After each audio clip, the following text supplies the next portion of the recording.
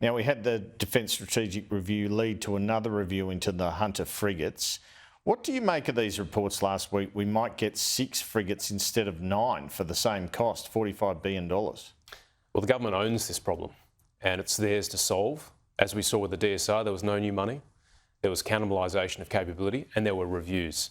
And this review will report in September, and then we'll wait for the government to respond to that review, and we're going to comment on that when that happens. But needless to say, again, great uncertainty for defence industry. You talk to any of the defence industry people here now and how they're feeling with the government, there's a lot of uncertainty. They're having to let people go.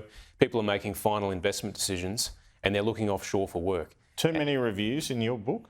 I just think the Prime Minister, rather, I think the Deputy Prime Minister is distracted. He needs to be a full-time Defence Minister and focus on the job at hand.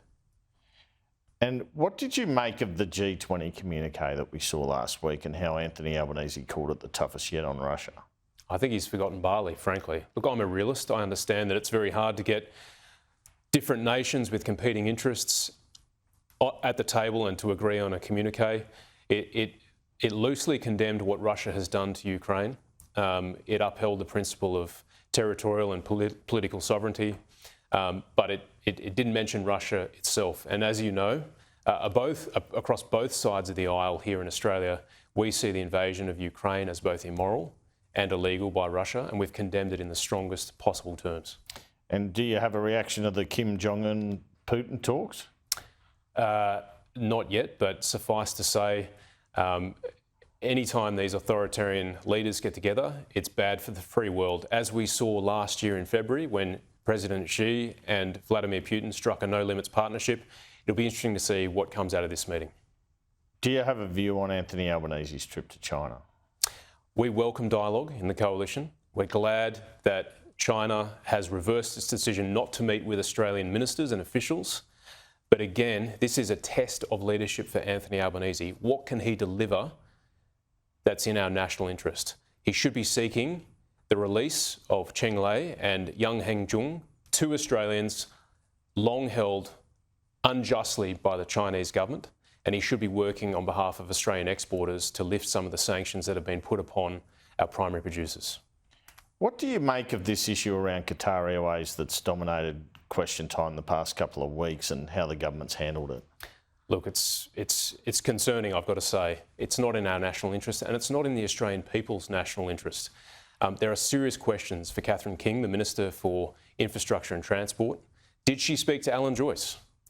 She can't recall. She can remember meeting other stakeholders, but what is the quid pro quo here? What is the relationship with Qantas and Anthony Albanese's government that led to them shutting off Qatar and 28 additional flights, foregoing $780 million of economic activity and foregoing a price reduction in flights for Australians?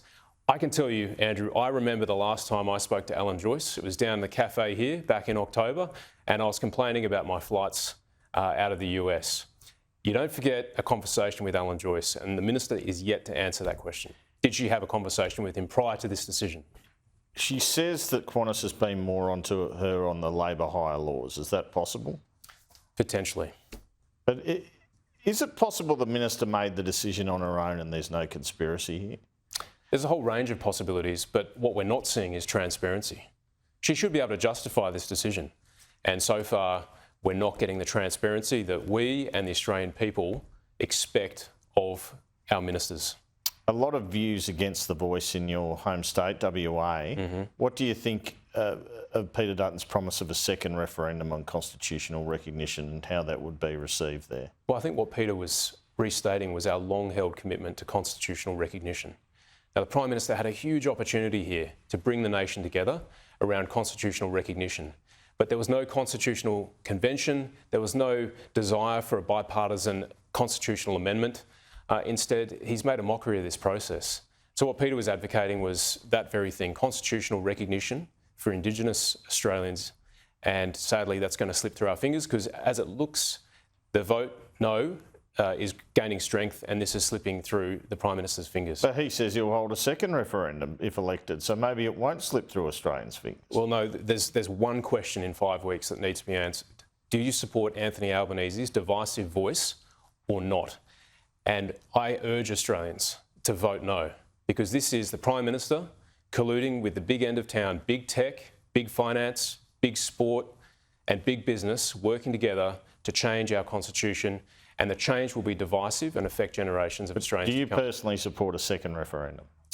I support constitutional recognition. Okay, fair enough. Just finally, it seems you're getting a bit more of a run in question time with questions these days. Is Peter Dutton keen to promote you? Well, I'm sitting at the shadow cabinet table in the defence portfolio, which is a huge honour. The number one role of government is to protect its citizens, and so I'm very glad to serve in that very important portfolio. Andrew Hastie, thanks for your time this afternoon. Thanks, Andrew.